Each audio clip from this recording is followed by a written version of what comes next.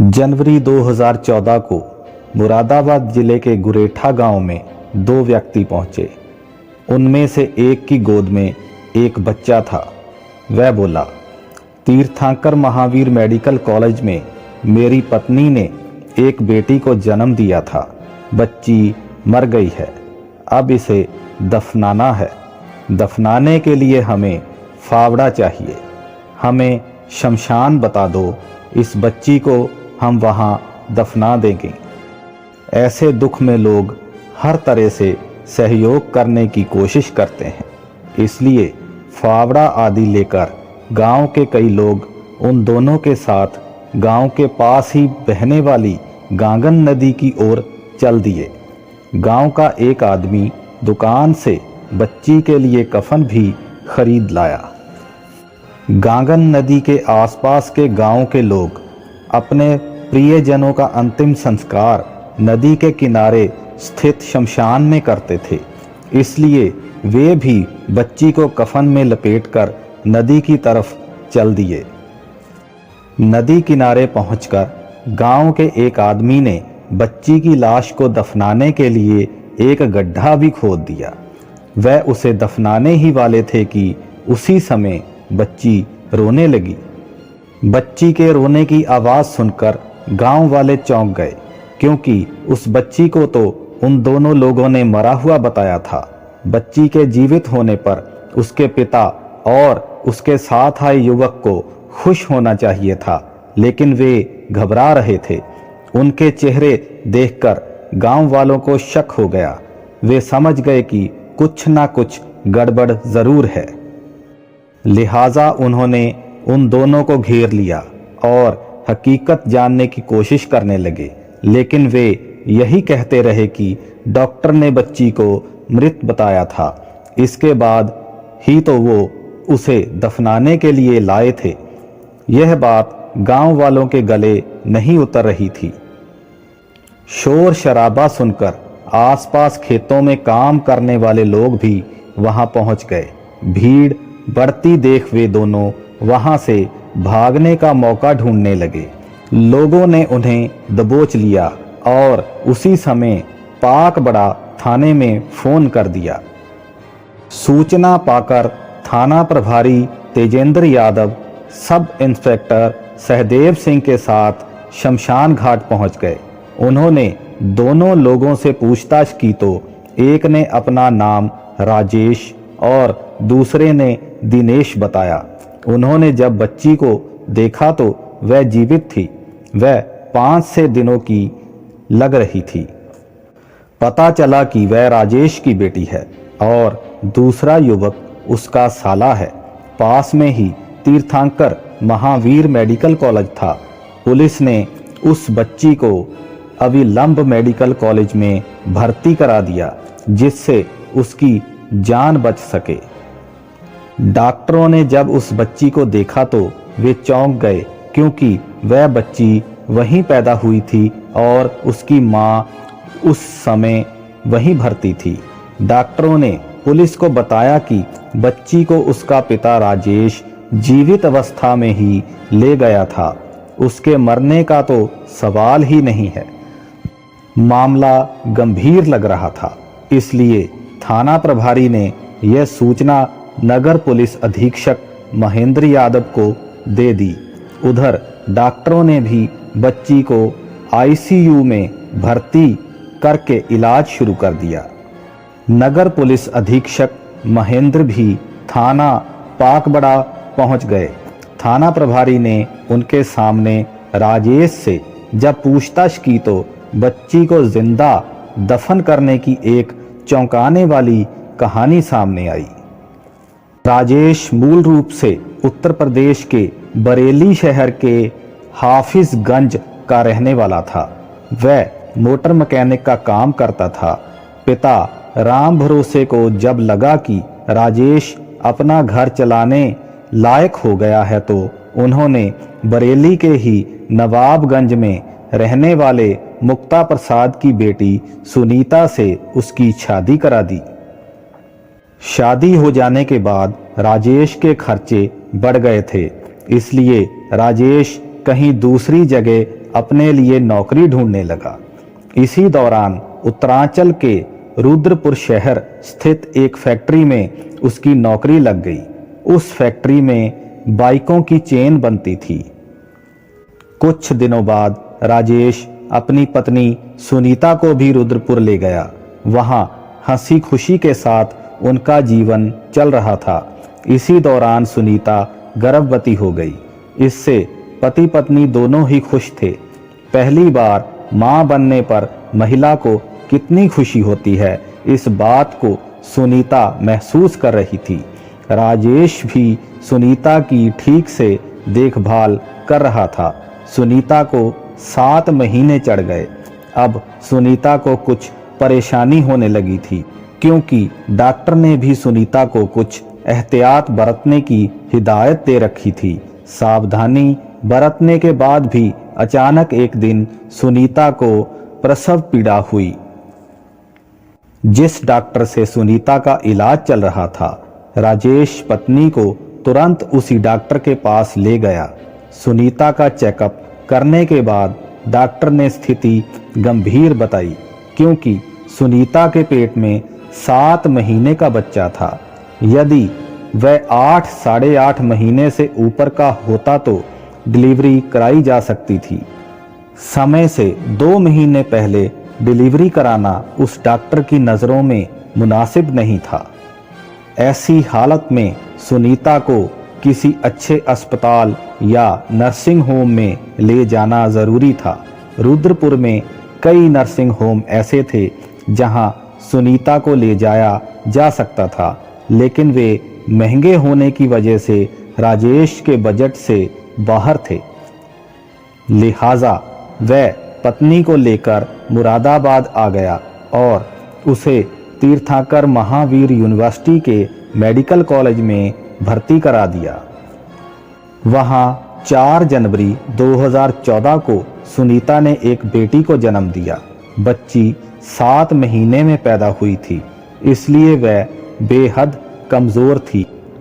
उसे इनक्यूबेटर में रखा जाना बहुत ज़रूरी था, लेकिन मेडिकल कॉलेज में जो इनक्यूबेटर था उनमें पहले से ही दूसरे बच्चे रखे हुए थे। ऐसी स्थिति में मेडिकल कॉलेज के joint director doctor Vipin Kumar Jain ने राजेश को सलाह दी कि वह अपनी बच्ची को किसी अन्य नर्सिंग होम या अस्पताल या फिर दिल्ली ले जाए, क्योंकि बच्ची की हालत ठीक नहीं है। उधर इतनी कमज़ोर बच्ची को देखकर वार्ड में भर्ती मरीजों के रिश्तेदारों ने राजेश के मुंह पर ही कह दिया कि ये बच्ची बचेगी नहीं, और यदि बच भी गई तो पूरी जिंदगी अपंग रहेगी। लेकिन राजेश ने उनकी बातों पर ज़्यादा ध्यान नहीं दिया। बेटी की जान बचाने के लिए राजेश उसे लेकर मुरादाबाद के साईं अस्पताल पहुंचा। राजेश के साथ उसका साला दिनेश भी था। साईं अस्पताल में बच्ची को भर्ती करने से पहले 10,000 रुपये जमा कराने को कहा गया। उसके पास उस समय इतने रुपए नहीं थे। राजेश ने अस्पताल कर्मियों से कहा भी कि वह पैसे बाद में जमा करा देगा, पहले बेटी का इलाज तो शुरू करो, लेकिन उसके अनुरोध को उन्होंने अनसुना कर दिया। राजेश बेटी को हर हाल में बचाना चाहता था, इसलिए उसने अपने कई सगे संबंधियों और रिश्तेदारों को फ़ोन करके अपनी स्थिति बताई और उनसे पैसे मांगे, लेकिन किसी ने भी उसकी सहायता करने के बजाय कोई ना कोई बहाना बना दिया। राजेश बहुत परेशान हो गया था। ऐसी हालत में उसकी समझ में नहीं आ रहा था कि वह क्या करे। चारों ओर से हताश हो चुके राजेश के कानों में लोगों के शब्द गूंज रहे थे कि बच्ची जिंदा नहीं बचेगी, और अगर बच भी गई तो विकलांग रहेगी। निराशा और हताशा के दौर से गुजर रहे राजेश ने सोचा कि जब बच्ची पूरी जिंदगी विकलांग रहेगी तो इसकी जान बचाने से क्या फ़ायदा। इससे अच्छा तो यही है कि वे मर जाए। इसके अलावा उसके मन में एक बात ये भी घूम रही थी कि यदि बच्ची नहीं मरी तो वह उसकी वजह से पूरी ज़िंदगी परेशान रहेगा। लिहाजा उसने बेटी को ख़त्म करने की सोची। इस बारे में उसने अपने साले दिनेश से बात की तो उसने भी जीजा की हाँ में हाँ मिलाते हुए 6 दिन की बच्ची को ख़त्म करने को कहा। दोनों ने बच्ची को मारने का फैसला तो कर लिया, लेकिन अपने हाथों से दोनों में से किसी की भी उसका गला दबाने की हिम्मत नहीं हो रही थी। फिर उन्होंने तय किया कि बच्ची को जिंदा ही गड्ढे में दफना देंगे और जब सुनीता पूछेगी तो कह देंगे कि बच्ची की मौत हो गई थी और उसे दफना आए हैं। गड्ढा खोदने के लिए उनके पास कोई चीज़ नहीं थी, इसलिए वह फावड़ा मांगने के लिए गुरेठा गांव पहुंचे। ऐसी हालत में गांव वालों ने उनकी सहायता करना मुनासिब समझा और उनके साथ गांगन नदी के किनारे उस जगह पर पहुंच गए जहां लोगों का अंतिम संस्कार किया जाता था। उसकी नन्ही सी जान की आंखें ठीक से खुली भी नहीं थी। दुनियादारी से तो उसे कोई मतलब भी नहीं था।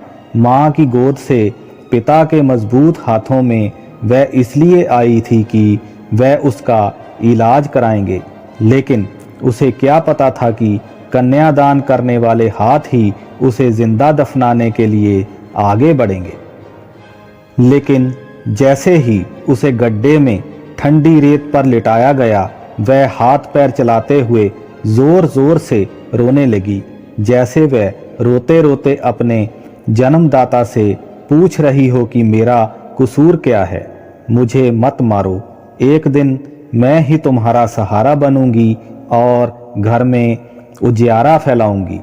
लेकिन उस समय पिता की संवेदनशीलता नदार्द हो चुकी थी। अचानक बच्ची की आवाज़ सुनकर राजेश और दिनेश घबरा गए। वे सोचने लगे कि काश ये 2 मिनट और ना रोती तो। बहरहाल उसकी आवाज़ सुनकर गांव वाले चौंक गए और उन्होंने पुलिस बुला ली। दोनों से पूछताछ के बाद पुलिस ने उन्हें न्यायालय में पेश करके जेल भेज दिया। पुलिस ने उस बच्ची को तीर्थंकर महावीर यूनिवर्सिटी के मेडिकल कॉलेज में भर्ती करवा दिया था। वहां उसे इनक्यूबेटर में रख दिया गया था। उसकी हालत में भी सुधार होने लगा था। उधर सुनीता को इस बात का पता नहीं था कि उसने जिस बच्चे को जन्म दिया उसकी हत्या की कोशिश करने वाला उसका पति जेल में है। इलाके के लोगों को जब एक पिता के यमराज बनने की जानकारी हुई तो लोग बच्ची की लंबी उम्र के लिए दुआएं करने लगे। बच्ची के इलाज के लिए कई लोगों ने अस्पताल में पैसे भी जमा कराए, लेकिन 1 सप्ताह बाद ही उस बच्ची ने अस्पताल में दम तोड़ दिया। वैसे यहाँ एक बात बताना ज़रूरी है कि राजेश की नीयत बेटी की हत्या करने की नहीं थी, बल्कि वह तो उसकी सुरक्षा के लिए ही मेडिकल कॉलेज लाया था और मेडिकल कॉलेज के डॉक्टर के कहने पर वह बेटी को लेकर कई अस्पतालों में भी घूमा। उसकी मजबूरी यह थी कि इलाज के लिए उसके पास पैसे नहीं थे और जिन संबंधियों और रिश्तेदारों से उसने मदद की गुहार लगाई उन्होंने भी मुंह मोड़ लिया था, जिससे वह निराश और हताश हो चुका था। अस्पताल के वार्ड में मरीजों के तमाम दारों ने बच्ची के बारे में गलत धारणाएं राजेश के मन में भर दी थी। इन्हीं धारणाओं ने उसे यमराज बनने के लिए मजबूर किया। इन्हीं बातों ने उसकी संवेदनशीलता को हर लिया था। कहते हैं कि माँ का दूसरा रूप मामा होता है, लेकिन उस समय दिनेश का दिल भी नहीं पसीजा था, वह भी कंस मामा बन गया था। पिता से यमराज बनने के हालात राजेश के सामने चाहे जो भी रहे हों, लेकिन इसमें अकेला वही दोषी नहीं है। इसमें दोष उन लोगों का भी है जिन्होंने उसे इस रास्ते पर जाने के लिए मजबूर किया। वह इतना संवेदनहीन हो गया था कि जीवित बेटी को कब्र में रखते समय उसके हाथ तक नहीं कांपे। बेटियों पर खतरा लगातार बढ़ता ही जा रहा है। बेटे की चाहत में तमाम लोग उन्हें कोख में ही खत्म करा देते हैं। हम भले ही 21वीं सदी में पहुंचने की बात कर रहे हों, लेकिन सोच अभी भी वही पुरानी है। तभी तो भ्रूण हत्याओं में कमी नहीं आ रही। इसका उदाहरण ये है कि जहां सन 1990 में प्रति 1000 पुरुषों के अनुपात में 906 महिलाएं थी, सन 2005 में इतने ही पुरुषों के अनुपात में केवल 836 महिलाएं रह गई थी। बात 2014 की करें तो अब यहां आंकड़ा 1000 पुरुषों पर 940 स्त्रियों का है। कह सकते हैं कि लोगों में काफ़ी हद तक जागृति आई है और भ्रूण हत्याओं का ग्राफ गिरा है। ये खुशी की बात है, लेकिन इस मामले को देखकर लगता है कि हमें अभी भी पुरुष की सोच को बदलने की ज़रूरत है।